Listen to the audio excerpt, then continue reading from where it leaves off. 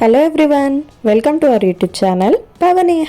మా ఫ్యామిలీ అంతా కలిసి షిరిడి వెళ్తున్నాము. కంప్లీట్ ట్రావెల్ డీటెయిల్స్ అయితే నేను ఈ వీడియోలో ఎక్స్ప్లెయిన్ చేస్తాను. సో వీడియో అనేది స్కిప్ చేయకుండా లాస్ట్ వరకు చూసేయండి. మేమైతే train Warangal to Nagarsol book చేసుకున్నాము. అండ్ ఆ ట్రైన్ నేమ్ వచ్చేసి నాగర్సోల్ సూపర్ ఫాస్ట్ ఎక్స్ప్రెస్. ఇంకొక ట్రైన్ సాయినగర్ షిరిడి ఎక్స్ప్రెస్ కూడా ఉంటది. అదైతే డైరెక్ట్ షిరిడి అన్నమాట, లాస్ట్ స్టేషన్. మేము బుక్ చేసుకున్నప్పుడు అదైతే అవైలబుల్ గా లేకుండే, సో అందుకే నాగర్సోల్ బుక్ చేసుకున్నాము. మేము వెళ్ళిన రోజైతే ట్రైన్ కొంచెం డిలే ఉండే. ఈవినింగ్ 5:10 కి రావాల్సింది 7 అయింది వచ్చేసరికి. ఇక అందరం ట్రైన్ అయితే ఎక్కేసాం. మేమైతే ఫుడ్ ఇంటి దగ్గర నుంచే ప్రిపేర్ చేసుకొని తీసుకొచ్చాము. Chapatis, curd rice and pulao అయితే తీసుకెళ్ళాం మేము. ఎవరికి ఎక్కువగా ఓపిక లేదు ఆ రోజు, సో అందుకే త్వరగా తినేసి పడుకున్నాము. ఆ రోజు అయితే ఫుల్ చలి ఉంది. మేమైతే కనీసం స్వెటర్స్ కూడా తీసుకెళ్ళలేదు అండ్ బ్లాంకెట్స్ కూడా చాలా పల్చనివి తీసుకెళ్ళాం. ఫుల్ చలి పెట్టింది మాకైతే.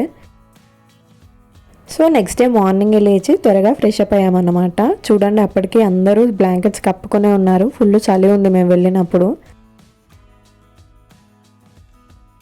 అసలు విండోస్ క్లోజ్ చేసినా కూడా చలి కొంచెం కూడా ఆగట్లేదు. కంప్లీట్ డోర్స్ క్లోజ్ చేసినా కూడా ఫుల్ వణికిపోయినాం అందరం. అయితే మేము అనుకున్నాం అనమాట, చిన్నపిల్లలు ఉన్న వాళ్ళు ఖచ్చితంగా ఇలాంటి టైంలో అయితే ట్రావెల్ చేయొద్దని. ఇంకా కాసేపటికి ఇలా ఇయర్ రింగ్స్ అమ్మే వాళ్ళు వచ్చారన్నమాట ట్రైన్ కి. ఇయర్ రింగ్స్ అయితే చాలా చాలా బాగున్నాయి. ఏ పేర్ తీసుకున్నా జస్ట్ 50 రూపీసే అన్నారు. సో మేమైతే 3 పేర్స్ తీసుకున్నాం అన్నమాట. చాలా బాగున్నాయి. ఈ ఇయర్ రింగ్స్ అతను వెళ్ళిపోగానే వెహికల్ బుకింగ్ ఒక అతను వచ్చాడన్నమాట మా దగ్గరికి. నాగర్సోల్లో దిగినాక అక్కడి నుంచి షిర్డీకి వెళ్ళడానికి వెహికల్ ఉండాలి కదా, సో ఆ వెహికల్ గురించి వచ్చాడనమాట. అతనైతే పర్ పర్సన్కి 150 చెప్పాడు. మేము మాట్లాడుకొని 120కి మాట్లాడామన్నమాట. సో ఇక నాగర్సోల్ స్టేషన్ వచ్చింది, అందరం దిగేసాము.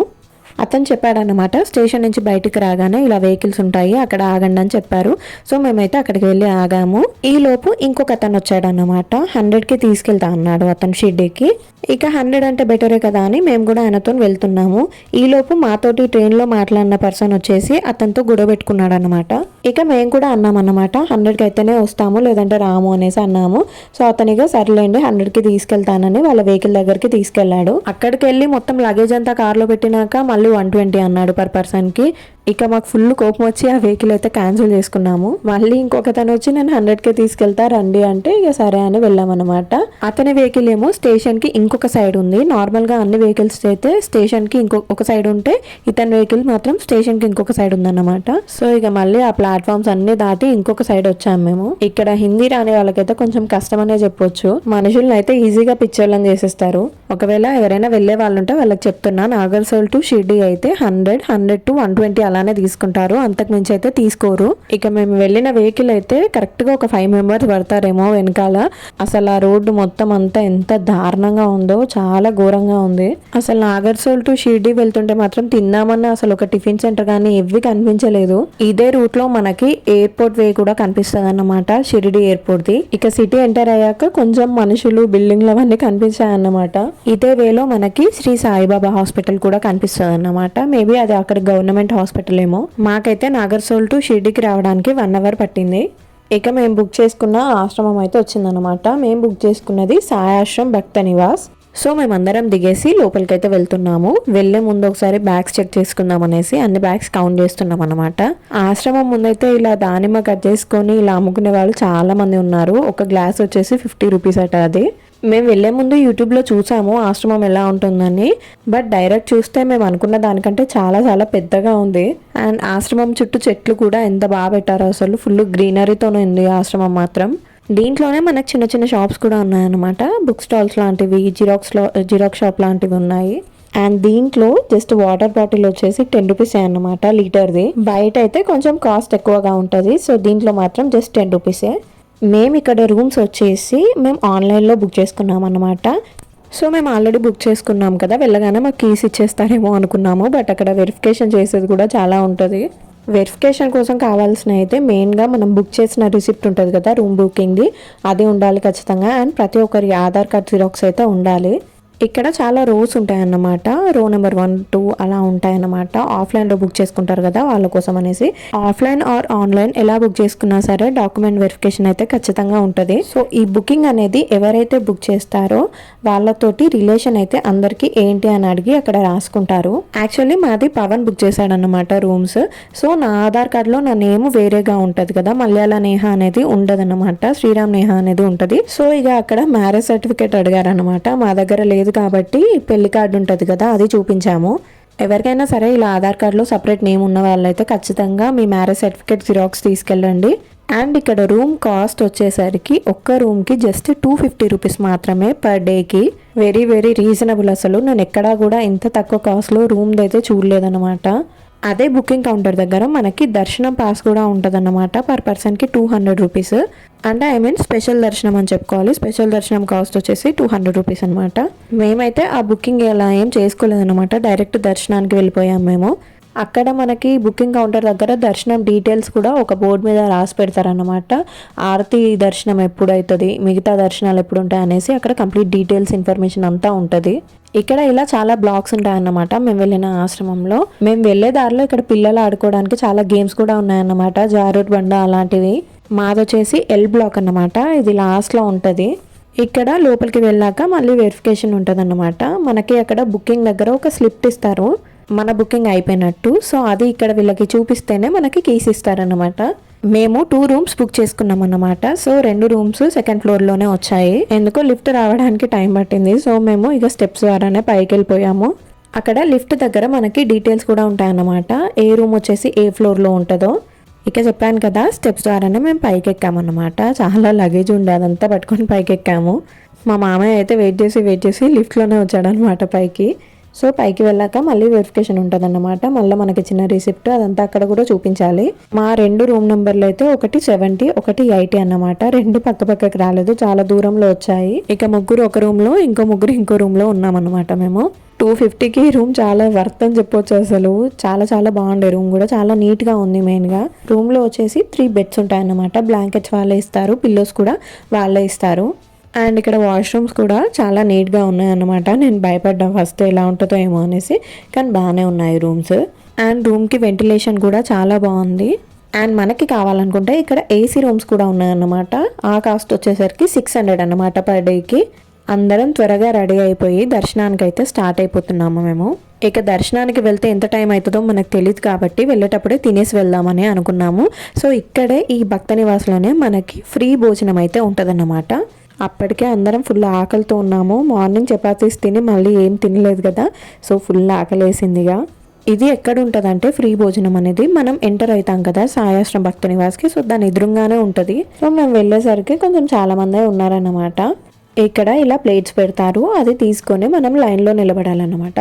లైన్ అయితే పెద్దగానే ఉంది, ఎంత టైం పడుతుందో అయిపోయేసరికి అనుకున్నాము, బట్ త్వరగానే కదిలింది ఆ లైన్. అండ్ ఇక్కడ మనకి సిట్టింగ్ అవైలబిలిటీ కూడా ఉంటుంది. మంచిగా చైర్స్, టేబుల్స్ అన్నీ ఉంటాయన్నమాట.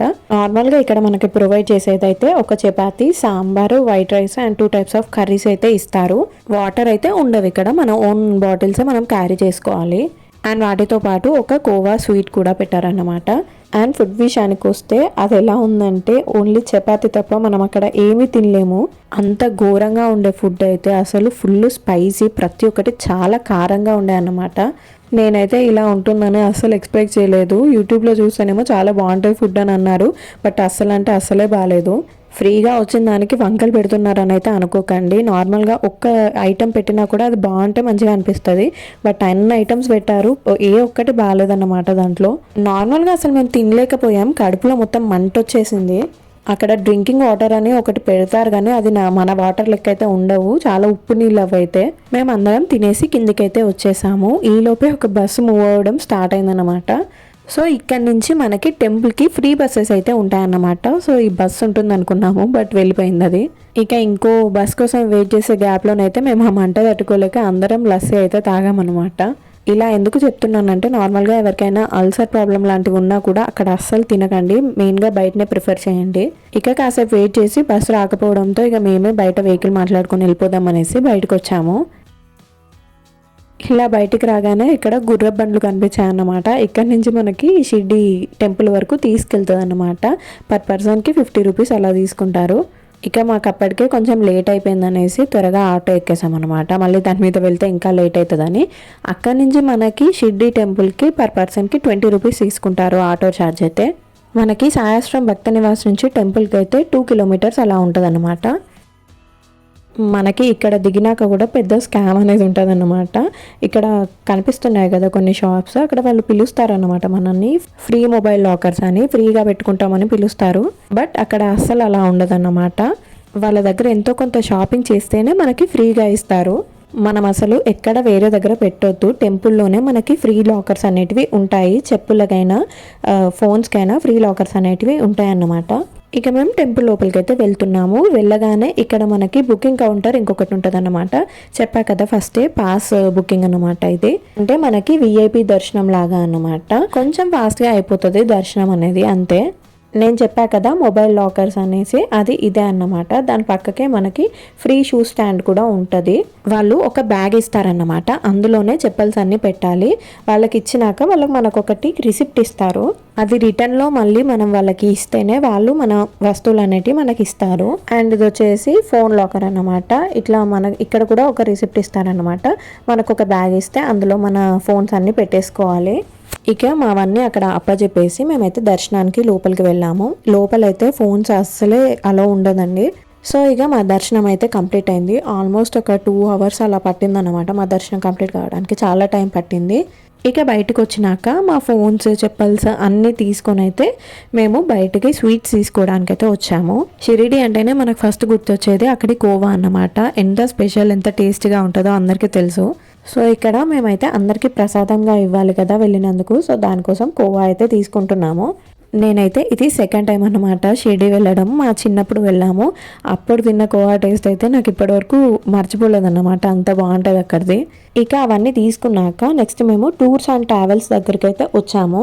మా ట్రైన్ వచ్చేసి నెక్స్ట్ డే నైట్ అన్నమాట. నైట్ 9కి అలా ట్రైన్ ఉంది. సో మార్నింగ్ అంతా ఖాళీ కదా, ఎక్కడైనా నియర్ బై ప్లేసెస్కి వెళ్దామనేసి అక్కడ మాట్లాడుతున్నాము. అంటే ఇవన్నీ పక్కపక్కకే ఉన్నాయన్నమాట. సో ఒక సైడ్ మా అత్తయ్య వాళ్ళు స్వీట్స్ తీసుకుంటుంటే, ఇంకో సైడ్ మా రాజు, పవన్ వీళ్ళంతా అక్కడ ట్రావెల్స్ దగ్గర మాట్లాడుతున్నారు. ఆ ట్రావెల్స్ దగ్గర నాకు ఈ బొమ్మ అయితే మస్తు క్యూట్గా అనిపించింది. ఇక అక్కడ టూర్స్ అండ్ ట్రావెల్స్ దగ్గర మనకి నియర్ బై ప్లేసెస్ ఏమేమి ఉన్నాయో అక్కడ అన్నీ ఉంటాయన్నమాట ఫొటోస్.